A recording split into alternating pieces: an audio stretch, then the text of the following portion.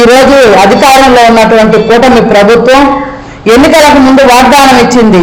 మేము అధికారంలోకి వస్తే 10 లక్షల రూపాయల వరకు రుణమాఫీ చేస్తాము, వడ్డీ మాఫీ చేస్తాము అని. కానీ ఈరోజు 2 సంవత్సరాలు పూర్తయినా 10 లక్షల రుణమాఫీ ఎటుపోయిందో తెలీదు, వడ్డీ మాఫీ ఎటుపోయిందో తెలీదు. ఈరోజు చేస్తున్నటువంటి బ్యాంక్ అధికారుల దోపిడికి మెప్మాలో చూస్తే మెప్మా అధికారుల దోపిడి పెద్ద కుంభకోణం. మెప్మా అంటేనే పెద్ద కుంభకోణంగా తయారైంది. మెప్మా అంటే పట్టణ పేదరిక నిర్మూలన సంస్థ అనేటువంటిది పేరు, కానీ అక్కడ జరిగేది మాత్రం పెద్ద కుంభకోణం. ఈ కుంభకోణాల్లో ఈరోజు సీఓలు కానీ ఆర్పీల మీద అనేక వేధింపులు, ఆ యాప్ అంటారు, ఈ యాప్ అంటారు, ఫోటోలు పెట్టమంటారు.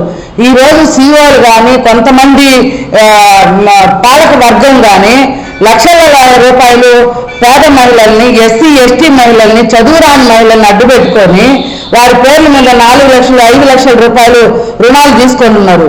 మరి వారికి ఈ యాప్స్ వర్తించవా? ఈ యాప్స్ ద్వారా వారి యొక్క అవినీతిని అరికట్టలేకపోతున్నారా అనేటువంటిది ఈరోజు మహిళా సంఘం నెల్లూరు నగర కమిటీగా మేము కోచింగ్ చేస్తున్నాం. అదేవిధంగా ఈ పొదుపు మహిళల సమస్యల మీద మేము అనేక మార్లు కలెక్టర్ గారికి కానీ మెప్మా పీడీ గారికి కానీ అర్జీలు ఇవ్వడం జరిగింది. ఒక్క చిన్న సమస్య కూడా పరిష్కారం దొరకలేదు.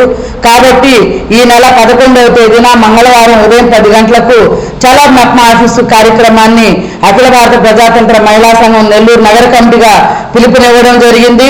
కాబట్టి మీడియా సోదరుల ద్వారా మేము నెల్లూరు నగరంలో ఉన్నటువంటి పొదుపు మహిళలందరికీ కూడా విజ్ఞప్తి చేసేది ఏంటంటే 11వ తేదీన ఏబిఎం కాంపౌండ్ దగ్గరికి రండి.